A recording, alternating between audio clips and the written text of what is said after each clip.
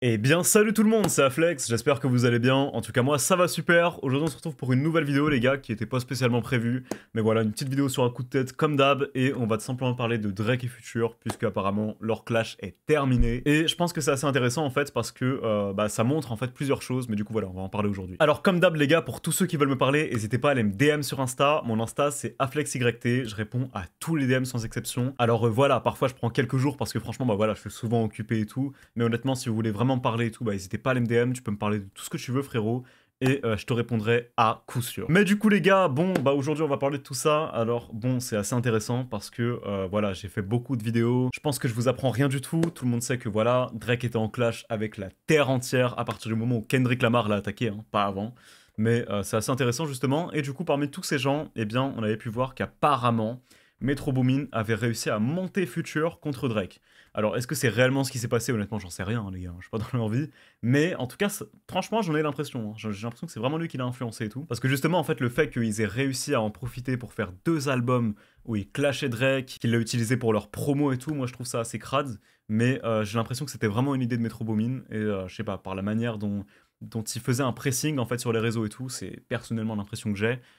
Mais après, peut-être que je me trompe. Mais du coup, bah, en fait, ce qui était justement très regrettable parmi tout ce clash, c'est que, bon, il y en a plein qui ont clairement tourné le dos à Drake de manière dégueulasse. Moi, par exemple, je pense à Rick Ross. Rick Ross, je trouve que c'est un suceur de ouf. Alors, c'est un bête de rappeur, attention. Hein. Moi, je kiffe Rick Ross, super fort.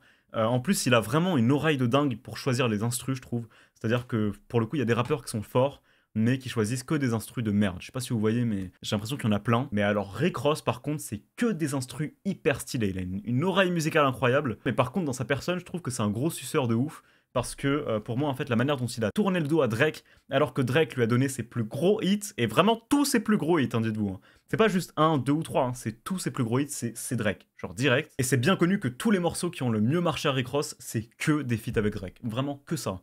Et justement, en fait, il a tourné le dos à Drake du jour au lendemain comme ça, sous prétexte que apparemment Drake aurait envoyé, je crois, la police chez French Montana, alors qu'on a vu il y a pas longtemps Drake et French Montana traîner ensemble normal, comme si de rien n'était. Et pour moi, voilà, je trouve que c'est vraiment dégueulasse en fait d'essayer de prendre du buzz justement en fait en clashant un gars qui t'a donné autant de choses.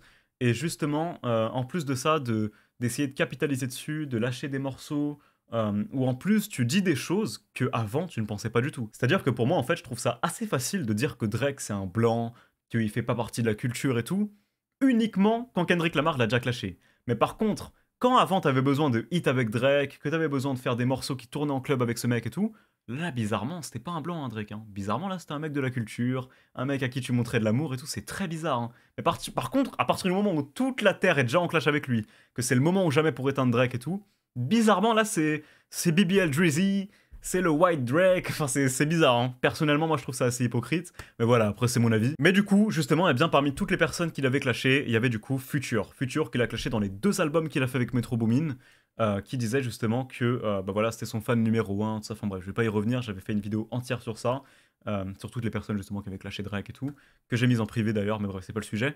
Mais voilà les gars. Et en fait, bah justement, c'était assez intéressant parce que Future, c'était la seule personne où Drake, bah en fait, justement, s'était exprimé de manière positive, dans le sens où il avait dit que clairement, en fait, il était triste d'être en clash avec Future, parce que Future, c'est le seul parmi eux tous avec lequel il n'avait pas réellement de problème à la base. Et en fait, bah, au final, c'était le seul avec qui il avait laissé une porte ouverte pour justement se réconcilier un jour et être de nouveau en bon terme. Mais par contre, tout le reste, hein, A$AP Rocky, Rick Ross, Metro Boomin, Kendrick Lamar, le fait qu'ils aient tous fait croire que c'était un pédophile alors qu'en vérité, bah, il a rien fait du tout, et que c'est évident hein, d'ailleurs. Tous ceux qui y croient, vous êtes vraiment des trous de balles, mais bref, c'est pas l'histoire. Et en vérité, je dirais même jusqu'à dire que tous les gens qui pensent que Drake s'est complètement fait éteindre et tout, même s'il a perdu le clash, hein, c'est pas le sujet, il a perdu, oui, mais il a perdu parce que l'opinion publique avait décidé avant même qu'il réponde que Drake avait perdu. Même si évidemment, après voilà, je vais pas mentir, bien sûr que musicalement parlant, Kendrick l'a abattu pour moi, c'est clair et net, il était beaucoup plus fort que lui. Mais par contre, en soi, de là à dire qu'il l'a écrasé de fou, que genre en mode Drake puait la merde et tout,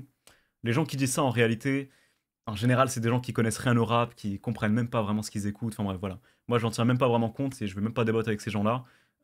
Mais bref, voilà, je suis pas là pour parler de ça. Mais du coup, eh bien justement, au moment où je tourne cette vidéo, c'est assez intéressant puisque, eh bah justement, apparemment, en fait, suite au tweet de Young Thug, puisque Young Thug en fait a fait un tweet où justement il avait mentionné Metro Boomin et Future pour leur dire que, bah en fait, il fallait qu'ils se réconcilient avec Drake parce que ça n'a pas de sens en vérité s'ils font plus de musique avec Drake pour des conneries comme ça et qu'ils ne collaborent plus dans le futur. Et suite à ce tweet, eh bien apparemment Drake et Future se seraient appelés au téléphone et ils se sont tout simplement réconciliés. Alors par contre, Metro Boomin n'est pas inclus dans cette réconciliation, c'est-à-dire que je pense honnêtement, personnellement, moi là c'est vraiment mon avis, hein, je pense que Drake ne pardonnera jamais à Metro Boomin ce qu'il a fait, parce que à partir du moment où il l'a accusé d'être un pédophile juste pour le clasher, et justement en fait bah, l'éteindre dans ce clash-là, alors qu'en vérité il savait très bien que c'était faux, bah, je pense qu'en fait des accusations aussi sérieuses, c'est beaucoup trop grave en fait pour que tu pardonnes ça à un mec. Et moi personnellement, je sais que si j'étais un rappeur connu et tout, et qu'il y avait un gars comme ça qui disait carrément que j'étais un pédophile, je peux pardonner certaines choses et tout, mais ça, c'est trop grave. C'est un cadre en fait qui va bien au-delà du rap. Et heureusement en vérité que les gens ont compris que c'était des conneries et que personne ne prend ça au sérieux. Mais je trouve ça extrêmement grave et dégueulasse d'avoir vraiment fait croire, enfin du moins d'avoir essayé de faire croire aux gens que c'était un pédophile juste pour gagner un clash. Et voilà, vraiment moi je trouve ça fou, mais pour le coup je pense qu'il ne pardonnera jamais à Metro Boomin d'avoir fait ça. Mais par contre, Future du coup voilà, apparemment c'est bon, ils se sont réconciliés, et bah voilà, je voulais juste faire une vidéo pour vous le dire. Alors maintenant, vous du coup les gars, n'hésitez pas à me dire ce que vous en pensez en commentaire. Je pense que du coup, bah, on aura sûrement des nouveaux morceaux des deux. Et franchement, je suis content parce qu'on va pas se mentir que les deux, c'est un duo de fou. D'ailleurs, je suis dégoûté sur ce plan-là, parce qu'il faut savoir que pour moi, Rick Ross et Drake, les gars, c'était un duo de dingue aussi. Ils étaient super forts quand ils faisaient de la musique ensemble. Et c'est très regrettable du coup bah, qu'ils se soient embrouillés comme ça, pour des trucs cons hein, en plus finalement. Mais bon, voilà, c'est la vie, c'est comme ça. Et c'est dommage parce qu'en plus, Rick Ross... comment vous dire que je kiffe sa musique aussi quoi. Enfin bref, en tout cas voilà, n'hésitez pas à me dire ce que vous en pensez en commentaire. C'était Afflex les gars, et ciao!